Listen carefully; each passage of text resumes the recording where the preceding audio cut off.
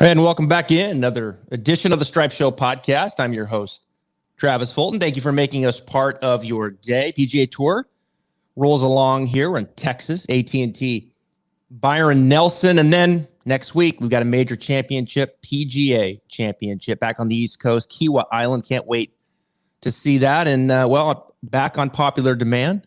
It was about a year ago. We started the Stripe Show podcast, and this gentleman came on and talked to us about his players, a little bit of instruction, and we got him back. And I don't even recognize him because he's sitting at home right now. Usually he's on the road with all of his players. Justin Parsons, thank you for joining me once again. How you doing? Great to see you, Travis. Yeah, I'm doing good. Nice to be doing this from home. You just arrived from a quick trip to work with Louis Oosthuizen for a couple of days, and thank you for getting me squeezed in. Yeah, let's start with Louis because I saw that. First off, I saw that video yesterday when he was doing that funny little short game shot. Louis is quite the character, isn't he? He's got a personality on him, doesn't he? Yeah, he's a lot of fun. We were hitting balls at Ocala yesterday, and his caddy Vinant had sent a message. He wasn't hitting it so good, and I asked him to send a video through, and then that was kind of Louis's way of giving him an idea as to what his golf swing looked like. So there were lots of things moving, and nothing was really moving in the right direction, as you could see from his taking the swing. But he's playing good golf. I mean, 26 at the Masters. They finished second at the Zurich. He was 8th at the Valspar. I mean, he's playing some good golf right now, as his partner Charles Schwartzel is as well. You know, everybody loves Louis Oosthuizen's swing. You ask that casual golfer, my audience, name some of your favorite swings. Louis is on the short list. They love Louis Oosthuizen's swing. I do this thing on my platform, Instagram at Travis Fulton Golf. We call it feel versus real, right? And it's like, here are some feelings that are popular when you're fixing certain things. You're trying to get a player to do certain things. Are there any feels that are present with Louis that you kind of find yourself, or maybe he goes back to? You know, with Louis, a lot of times if we're trying to introduce something that he's taking on board and he's beginning to understand, he'll almost always put it back into his setup position. He'll almost always go back in and say, okay, I feel like if I set up like this, I'll be able to do the thing that you want to do. And I think, for those of you at home thinking about, swing feels and thoughts and things like that, if you're looking for a bigger shoulder turn or a bigger hip turn, or, maybe a slight change in your posture, maybe a slight change in your stance width, maybe a slight change to your grip pressure, little things in your setup can often lead to, bigger things along the way. So with Louis, and a lot of times, if we, work on giving him, like we did in the last couple of days, a little bit more depth into his trail hip, he'll say, okay, if I stand like this, then I feel like I can do the thing that you're asking me to do. And, frequently he also talks about, hitting a shot and was it too fast or too slow? And of course he's got that fantastic rhythm, and I think he stays aware of his rhythm and aware of his setup position probably more so than a lot of players I've ever worked with. Rhythm kind of is lost, isn't it, a little bit in the modern game as far as instruction? You don't hear that word a ton, right? You hear you do. Sorry to stop you. You do if you were in my golf lesson. So if you're in your golf lesson, you'll hear it. Yeah, but I just think in general, you're out there in social media and like the buzzwords of change of knee flexion in the lead wrist, rotation, spine angle, right? Those are words that you would hear. Rhythm, tempo, maybe not as much, at least from my perception, just in general. But on your lesson tee, those are things, in particular Louis, I mean, the guy's rhythm and tempo is probably second to none, at least in my eyes. He was somewhat born with that, watching Ernie Els coming up through Ernie's programs. Ernie also has one of those most beautiful kind of oily rhythms with great balance. And that's really, that's to many ways, that's the glue that keeps a golf swing together. Harris English and I talk about that an awful lot. His balance, the way that he commands the golf club, commands the space, around which he's working, whether it's the teeing area or the fairway. And, I think when you ask players to do those sorts of things, rather than giving them something extremely intricate and very technical, it's something a little bit more artistic, a little bit more creative, and maybe something that has a more, like, it's one whole part rather than one piece of a part of something. And I think that can oftentimes be very helpful for an athletic style of player. Yeah, I like that. Rather than like a position, it's the position is part of a bigger picture per se, right? In maybe a shape or a pattern or an idea. No doubt. And I also, I feel like a lot of times that, a position is created in a golf swing, and the position is probably created a lot, it could be created a little bit after the feeling of what you're doing, which is what's created it. So, whether the muscles are moving at the time that you take the camera shot, or the time you stop the takeaway and say, oh, here's where your golf club is. Well, a lot of times, what's happened or what you're looking at has actually happened a little bit before, relative to the player's feelings. Let's move on to another player that you've worked with on the other side, Brian Harman, who's playing very consistent golf right now. I'm looking at his finishes: 3rd at the Players, 12th at the Masters, 13th at RBC, 18th at Wells. When I think of Brian Harman and I watch his swing, the first thing that jumps to me is that first movement of the club head. I mean, he's a player who always, as far as I know, and looking back, even back when he was in Georgia, he picks the club head up quick, right? That club head kind of works up quick, and then it's a turn, and then obviously he brings it through. And he's got kind of, not oily, but he's got very good rhythm as well. His short game, we know, is just off the charts good. But this first movement, Justin, when you watch a guy pick the club head up like that, what are some things that you're doing with him, maybe kind of around that move, that he has to make sure that he does because of that abrupt upward movement of the club head?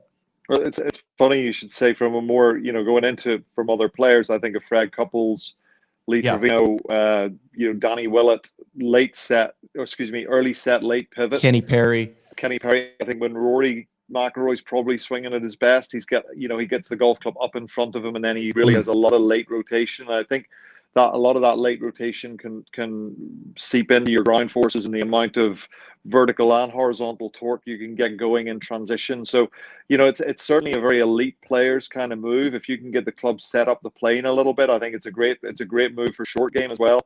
In Brian's case, he'll have a tendency to perhaps get a little bit weaker with his top hand grip, with his right hand grip, of course, as a left-hander. And if he sets a lot of loft on it with that early move, sometimes then the face gets a little open, which causes him to slow his body down through the delivery, and because he has to kind of square it with his hands. So we will look at not so much changing, but just mentioning to him from time to time. And he mentioned to me just before he went off to Charlotte recently. He said, I feel like if I just keep a little bit less loft on it, one of his feels is to sometimes sense that the grooves on the golf club are facing the floor as it's working through that kind of, halfway back horizontal to the floor position. So, again, going back to those feels, he never really gets the golf club closed like that, but just his sensation with that is to feel it that way. And then if I see it on video where the toes just a little bit more forward, it tends to keep that strength in the face and allow him to, to put the afterburners on, because he's fantastic rotation through the ball, and he can go ahead and then really get going after it. Yeah, so you work it up, but don't rotate the face open, right? I mean, that's you can do that around the green, but in the full swing that can get detrimental, as you're saying, because then he has to slow his body down and use his hands too much through the impact zone. 100%. So, and that's it's interesting. There's two things in my head right now. I'll start with just to the amateur player. The inside takeaway, the club head gets behind the hands quick. That's like fingernails on the chalkboard for me. And we know it's just a bad, it's a snowball that just kind of gets bigger and bigger, right? Because they have to then overcome from it, and we know what happens from there. So you're oftentimes, I mean, it's difficult, when you're in our world where, certainly from my perspective, there is no one way to swing the golf club, but within that approach, there are certainly some blueprints that you want to kind of, move away from if the player, and certainly for me, that's one of the big things. I mean, I really, when you think of the amount of golfers we could name and the amount of golfers who've played really, really elite level golf with the club head way behind their hands in the backswing daily, fantastic talent. You could probably argue that consistency wasn't something, Nancy Lopez played from underneath there. Ray Floyd played from underneath there. I struggle to find that many people. I mean, there was a lot of conversation a few years ago, Jack Nicklaus, that it was a deep movement with, with the club and the hands moving inside. And you see that a lot in really elite level players. But I think what you and I are referring to is that kind of rolling behind takeaway, which, I fingernails on the chalkboard. I'm right there with you. And it's funny, I was speaking in Mississippi yesterday to the Gulf States PGA, and we were talking about the inside takeaway. And I was saying the dimension that so many miss is the club head needs to work up, right? Like the club head's got to work up. And I think they know it's got to be out in front of him, but it oftentimes, the perception is low. I'm taking it back low, and low can get in, and then they get any hands going. Now it's in and open, or in and shut, and it's just like, you got to get the club head working up. I would rather, generally speaking, see that club head a little bit more out and up too much than in behind them. And then from there, they can make that deep turn, as you mentioned with Rory, which I think is a great segue to him. When I watched Rory last week, the club head was so much more out in front of him going back and up and out in front of him. It was crazy. I'm talking 6-7 inches more out in front of him versus, dipping inside. So I think your point with his is well noted, and he certainly got back on track last week with that. He did. I mean, moving towards that, feel that he had of fading the ball, having, I've known Rory since he was 12 years old, and he always drew it pretty good. And, some of the times, even when he was at his, his absolute best, I think hopefully his best is still yet to come. But, when he felt like he hit a fade shot, it really came out of the barrel pretty straight, because he's naturally got a lot of right to left tendencies in his golf swing. So, I'm a big fan of his. We texted on Sunday, Monday, and I'm just thrilled for him. It was lovely to see him there with his wife Erica and his little girl as well on Mother's Day. I'm sure that was very special for him. He's an entertainer, man. You got to get people out there. When you're Tiger and you're Rory, and people are flying around to see you. They fill them up with energy, and that's. It had to be weird for him, and even when Tiger was, healthy, to be out there and there's no one around. Like there people are, swarming to get in front to see them. So, it was cool to see him get back and just be so appreciative to the people, because you could see how much it meant to him to have the crowd filling him up with energy and probably keeping his blood going, keeping him focused all the way down the stretch, which he needed to, because that drop may have won the tournament for him, to take that drop.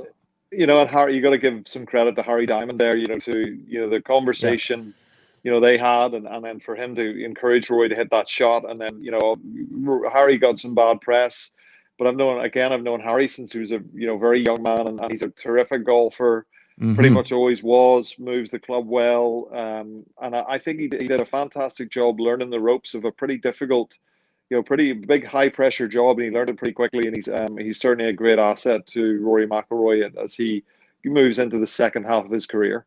Yeah. I want to take you to a topic and a conversation that I think my audience probably they know a little bit about. I talk about it in just how it's inevitable where you have a coach and you have a player, that at some point it's going to come to the end. I mean, I think back to how many times Butch Harman, who you know very well and worked under for a long time, who I want to ask you about, how many times he was fired. He's the most successful coach of all time. And here's Butch Harman that gets fired by Tiger and Phil and Ernie. And, just the list goes on and on. It's like, it's almost, I don't want to say it's inevitable, but it's just part of the business that you live in, having so many players. And I know you worked with Gary Woodland for a long time. You guys split last week. Just, Justin, give us a little insight, just how that works, as a coach on tour, and when those things go down, and then how you rebound from that, how you view that moving forward. Well, I think, Butch always helped me to, he would say in a fairly abrupt way, he would say, well, you're hired to be fired. I go, okay, well, that's fine. But then, he would, from that little segue, he would say, listen, your job is to embark on a professional and a personal relationship with a player, where when they entrust you to help them, you do your very best to help them, knowing that time will begin and it will end. And if you treat them correctly and respectfully and become friends with them, and that personal relationship begins, that personal relationship will extend long after the professional relationship ends. And, you know, I always thought about that, and I know it's, you know, you always think to yourself, well, you know, there are things that could be handled differently, and I'm sure from various players' perspectives that, you know, there are always ways to do things differently. But I'm very lucky that I've had, you know, Charles Schwartzel and I, you know, we parted ways after a year and a bit together, and Charles and I are great friends. We talk about golf. We still talk about his golf swing a little bit. You know, Gary and I had a really good conversation on Thursday where he, you know, he just feels, you know, he's still got Pete Klein working with his short game, you know, talking to Butch a little bit about his long game, and then I was kind of inserted into that. And Gary just said to me, look, he said, I just need a very clear, direct, you know, route back to being one of the better ball strikers in the world. He said, I think Butch is going to help me with that. And I encouraged him, because, you know, you and I play golf. We know how hard it is listening to, you know, one person, let alone two or three people who probably all have a valuable input. So, you know, I'm still texting with Gary's caddy, and I was thrilled to see him play well last week. You know, it was a difficult assignment. I think he'd lost a little too much weight through the COVID lockdown, and then he came out and his left hip was bothering him. So, you know, from a personal point of view, you know, I wonder whether I got Gary at his best, but I do think that he's a little bit better after me helping him than before, and really that's all we can, if we can hope for that, plus the ongoing personal relationship, then I think we're doing our job. Yeah, it's not personal, right? I mean, at least it's business. It isn't most of the time. I mean, I'm sure there's times where it may get to that, but it's just business, right? I mean, these guys, they're the one that, and you almost have to, how can I say this? Like, for the player, like, they've got to protect their ego a little bit too, right? And that's part of it. Well, you know, and that's one of the difficulties with any player who goes into some sort of little slump. You know, that they always remember where they were at the very peak of their powers, and where they are can often be quite a long ways from where they need to get back to, and the road back can often be a longish road. And I think in Gary's case, I think he's very, very close to getting back to where he needs to be.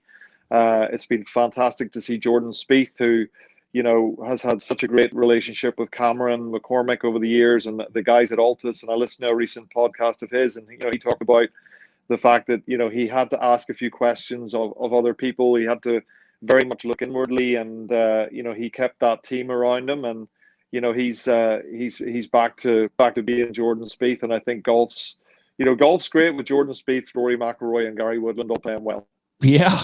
Yeah, I'd say. I mean, these comebacks are amazing. I hope Ricky Fowler can somehow muster a bit of a comeback and start to play well again. And of course, then you got Tiger out there and healing up. But it's certainly encouraging to see Jordan get back after 3 years, Rory to get back after, what was it, 16 months, I think, just over 16 months.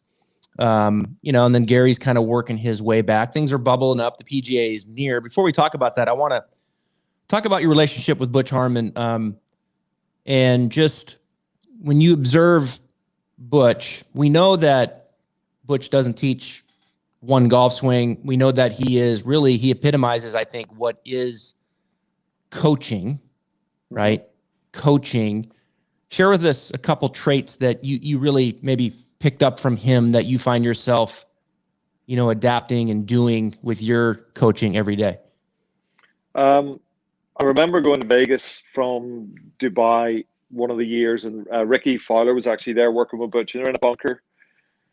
And Ricky was hitting these bunker shots. He was wiping across them a little bit, and they were a little inconsistent. And I remember, you know, I was doing a lot of TPI training at the time, and talking to Pete Klein about the perfect bunker shots and all this kind of stuff. And I remember thinking to myself, I'd like Ricky to get down into the sand, and I'd probably get him to set his right elbow and his right wrist a little differently, and I'd get him to shallow things and all this kind of stuff. And Butch walked in the bunker, and he said, Ricky, he said, he drew an arrow in the sand to the left of the flag. He says, you're hitting the sand that direction. You need to hit the sand in this direction. Drew an arrow in front of the ball towards the target. And Ricky came in, and he shallowed down his elbow plane and set his right wrist slightly differently and got his shaft plane down. And I thought, Butch Harman just did all like the 8 technical things I wanted to do, he did by drawing an arrow in the sand and just, stopping this guy in his tracks and telling him to do something differently. But I think that's really the genius of him is, and it's seen as I think some people, it's almost, could be criticized sometimes that, oh, it's too simple.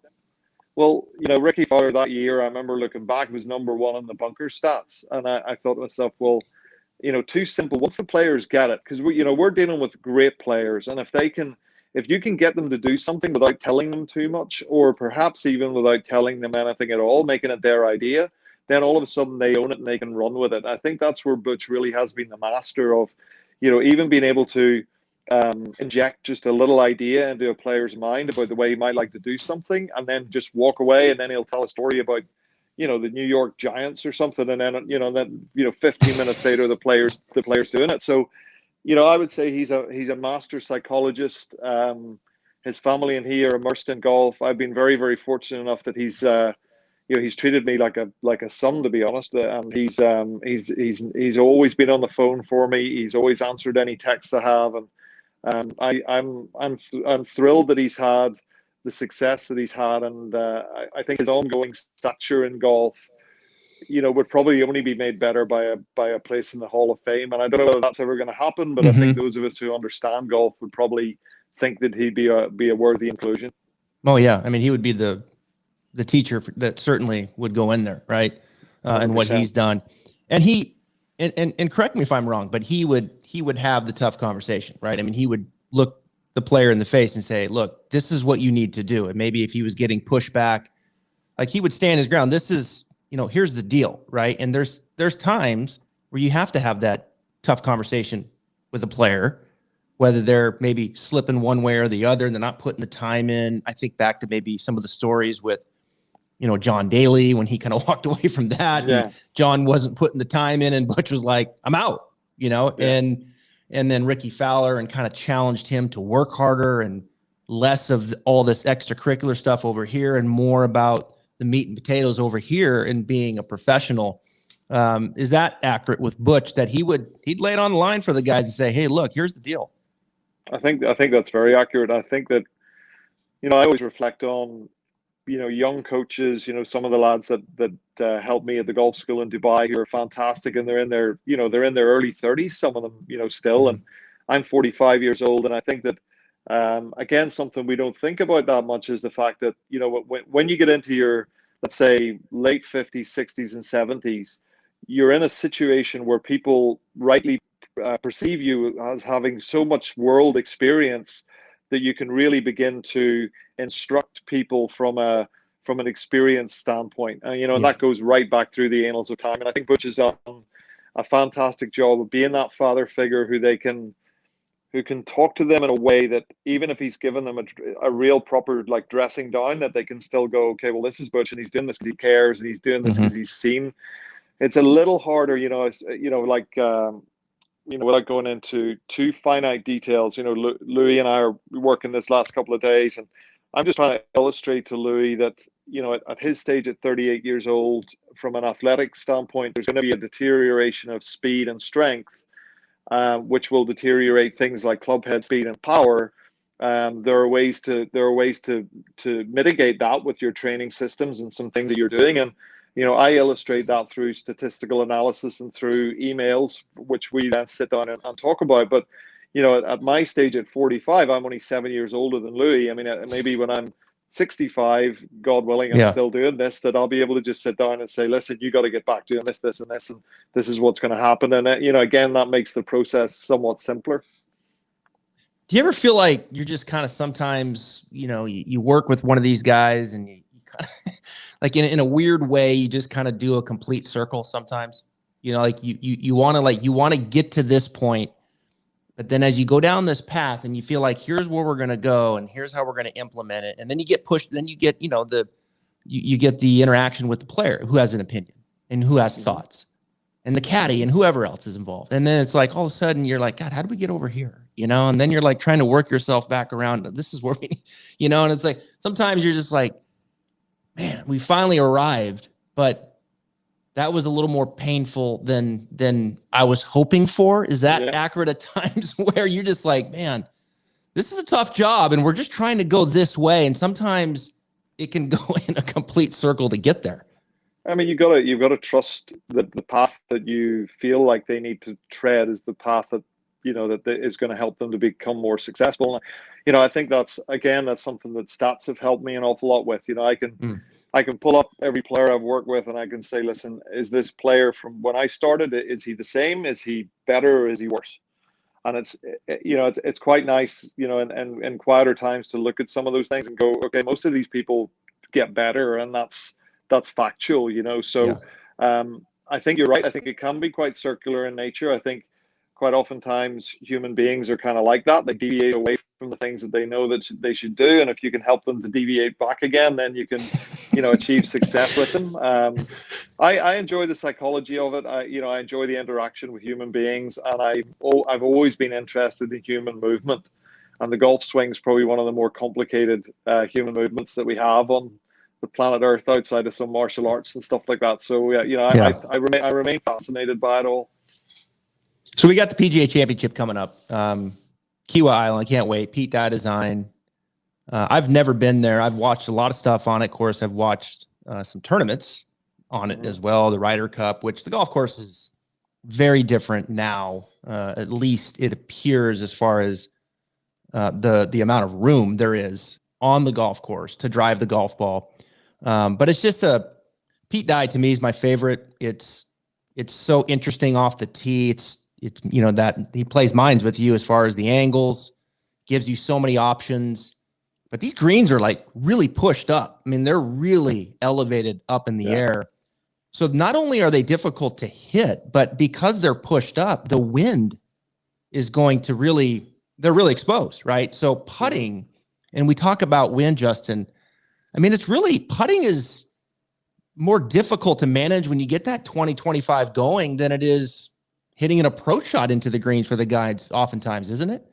I think to your point about being exposed, if you've got a golf course that's really exposed, we were talking at Sea Island because we have the seaside course at Sea Island, which is really, somebody said to me, it's like a mini Kiawah, so Kiawah is a big golf course, and there's, Harris English and Brian Harman flew up there before the Quail Hollow tournament. They said, there's a lot of big boys, par fours, 495s, 505s, these sorts of things. So, but to your point about, putting in those exposed elements, it really does make it very, very difficult to both remain composed and to execute, because the only thing I would say, having watched Quail Hollow where you had that gusty wind, I mean, those gusty winds are even worse. I mean, at least at the seaside and back at links courses we used to play on, it was the wind's pretty much the same all the time. So at least you can begin to try to predict what it's going to be doing. And, if you can remain stable, within your stance and the way that you go about your business, then, you might be able to do something with it. But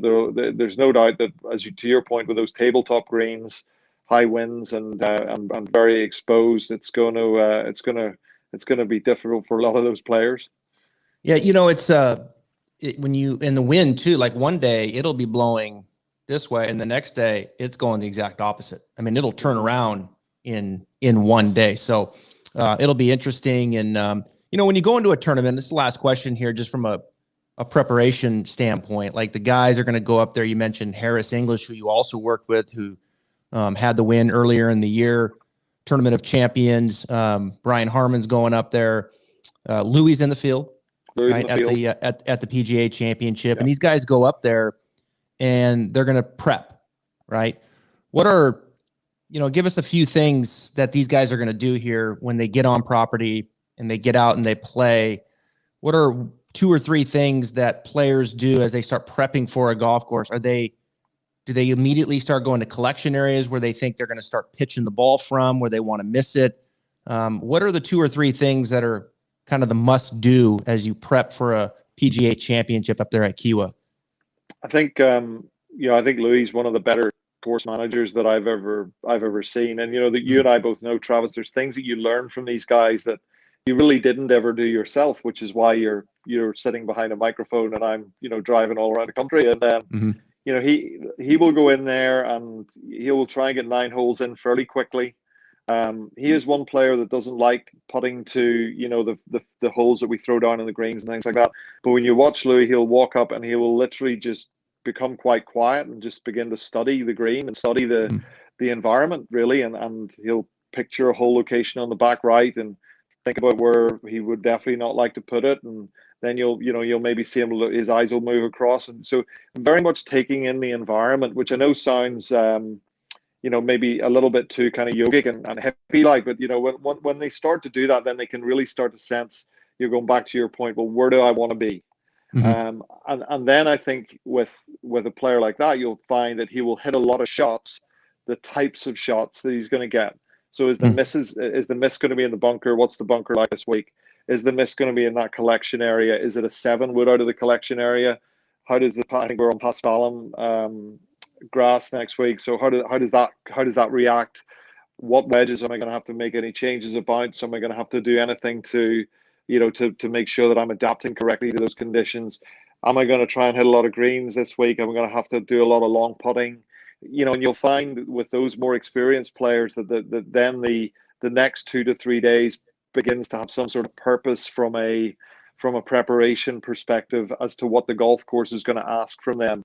And I think certainly others will throw the fake holes down and look at the most likely hole locations and put a lot of balls from the middle of the green and things like that. And it certainly changes. I remember going to St Andrews for the Open that Zach won in 2015, and it was just blowing so hard. And I'm walking, and I'm working a bit on the European Tour and things at that point, and across to America. So I know the players' tendencies and stuff. And I just walked.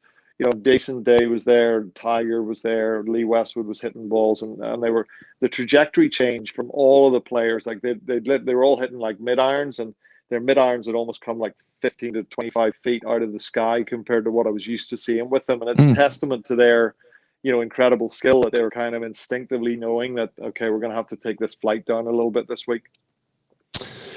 Yeah, it's fascinating. It really is. And I tell you, walking a practice round and hitting short game shots, you could charge admission with Brian Harman. I mean, that guy's crazy. It's ridiculous how good he is around the greens. Hitting those wedge shots. I think last week he was like positive 6 or 7 around the greens, and I mean he's amazing. So, well, you guys are a funny quick note on that. We had and Brian's talked about it a little bit. I went on, I look at their numbers a lot, and I went on Brian's at the sort of the February time, March time. I said, you're gaining 0.18 of a stroke around the green, and without any disrespect to any other PGA Tour players who may be watching, I said, Brian, your short game performance is really poor with that type of number. So we're going to have to get back to work at it. And we got dug in, and up at the Golf Performance Center, and we did a lot of, like, I'm not teaching him any technique when it comes to short game. It's just like we're doing these performance tests over and over again, and he's having to we're doing a lot of worst ball stuff, and he's having to bring those parameters in, and I'm challenging him more and more and more. Our superintendent made the facility really quick before Augusta, which I think really helped him. It's been a really interesting thing, Travis, trying to take those players who kind of already know what they're doing technically. These guys are brilliant golfers, and to try and help their level improve by making their practice more efficient, which is again, going back to what I said about Butch, if you can help people to get better without feeling like they're having to change a lot about their swing, then I think you're in a sweet spot of what we do. Well, I'm going to ask you one favor, and if it's a no, you're not going to hurt my feelings. You can't hurt it, but I'd love to get Butch on, because the Stripe Show is made for Butch too, and I think he'd be fascinated to come on and just talk golf instruction, so I will definitely pass it on. I know that were he to get on, you would get some amazing nuggets, and people would very much enjoy him, because he's the simplicity, the viewpoints that he can give, and he can give like a quick answer to something. You think, well, how did I feel that was so complicated? He made it so simple, but he's a master. Yeah. Well, I appreciate it, man. I love your work. And you guys are playing well. Thank you for coming on, and all the best this week to the guys. And are you going to Kiawah? I mean, are you heading up? I'm going up to it's my wife's birthday Sunday. So we're gonna have a little birthday celebration here. Then I'm gonna travel up first thing Monday morning, and I'll be there all week. Okay, great. Well, best of luck up there, and thanks for coming back on the pod, and we'll do it again soon. Thanks, Travis.